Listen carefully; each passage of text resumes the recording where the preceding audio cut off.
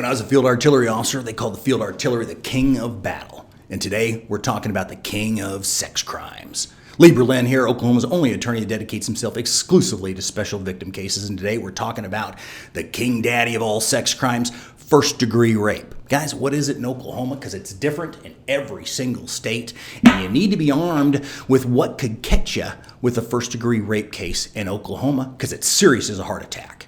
Right out of the gate, what can this get you? What kind of charge are you looking at? And as far as sentencing goes, mandatory minimum of 5 years in prison, up to life in prison.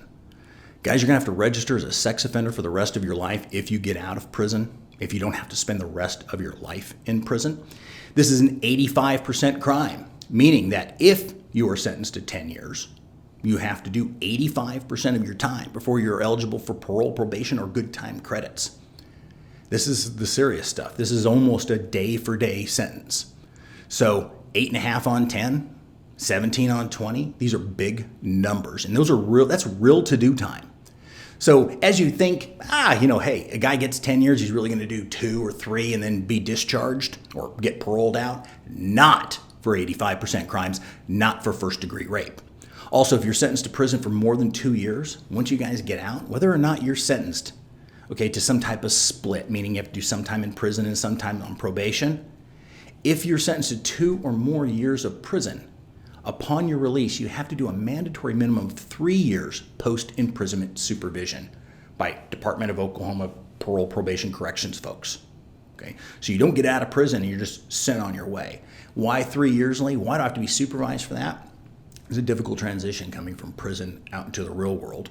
They're trying to reduce recidivism rates, and they're trying to prevent you from screwing up again. So they keep you on a very short leash until you figure out the ways of sex offender registration, and you get all of your counseling and treatment and assessments done. And they make sure that you're not a continuing threat to society. And so even if, say you went in and you got a 3-year sentence, well, you're not going to get, let's say you got a 5-year sentence, because that's the mandatory minimum. You get 5 years. You don't just get out and just walk. You get out and have to be supervised for another 3. It's really the equivalent of what we would say and is an 8-year sentence with 5 in prison followed by 3 years of supervision. Okay, so there's an extra kicker that's associated with it. But guys, when you're looking at 5 to life, the least of your concerns is post-imprisonment supervision, because we want to keep you out of prison in the first damn place. Let's talk about what rape is in Oklahoma. The first one is the one that you hear about on TV, the one that gets sensationalized like you wouldn't believe, and that's through force and fear. Okay? So you've either physically forced someone, forced them to have sex with you, or you have so convinced them through threats and your ability to execute on those threats that you will affect great bodily harm, death, or injury to that person if they don't have sex with you. And it forces that person through that fear, through those threats, and your ability to execute on those threats to have sex with you. So that's what we traditionally think about as first-degree rape. The other one, fellas, if you're 18 or older and you're having sex with a person that's younger than 14 years of age, that's automatically first-degree rape. That's not that second-degree rape. Oh, wait, I thought that's statutory rape. No. 14 or 15 for statutory rape. Okay? If they're 13 years old, that's first-degree rape in Oklahoma. It doesn't matter if she's 13 going on 19. It doesn't matter if she consented. It doesn't matter if she's Doogie Howser smart. Okay?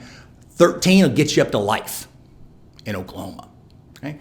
The other one is you get them drunk and they're intoxicated to the point that they can't consent anymore to sex. Okay? If you're the one that got them drunk, or someone else got them drunk and the intent was to get them so drunk that, you could have sex with them, and if they were sober, they wouldn't have had sex with you otherwise. That's first-degree rape in Oklahoma. If they're unconscious, guys, you dose them, or they drank so much they've now passed out, okay, and they're not conscious anymore. They've taken a whole bunch of Benadryl, had a glass of champagne, went to bed, and they can't wake up. If you have sex with that person, that's first-degree rape in Oklahoma. That's the unconscious. Mental illness. You'll see I've done an entire other video. First, we talk about the general principles about first-degree rape, but then we spend a lot of time and we're focusing on mental illness. This is an emerging area. Now, it's existed, but we just see a lot more filings with these lately, where you as the client, the defendant, are accused of having sex with somebody that has such, severe mental illness, disease, or defect that they legally don't have the capacity to consent, that they don't understand the nature and consequences of what's going on. Unconscious, intoxicated, mental illness, age under 14, force or fear, and then the last one is rape by instrumentation. Okay? And this is not new, but it's kind of a change a little bit. And it's kind of a change because there used to be a first-degree rape by instrumentation and there used to be a second-degree rape by instrumentation. Now that doesn't exist anymore. The separation used to be whether or not that rape by instrumentation, let's say digital penetration, where the fingers penetrated the vagina of the other person, it was only first-degree rape if there was some type of damage or injury to that person. Okay? And if there wasn't, it would be second-degree rape by instrumentation. There is not that delineation anymore. Okay? So rape by instrumentation, okay, under one of these, force, fear, age under 14, mental illness, intoxicated, unconscious, there's your fifth one. Boom. Rape by instrumentation. Golly, really? First degree carries the same range of punishment as if you place your penis in the vagina. So here's what we're looking at, guys.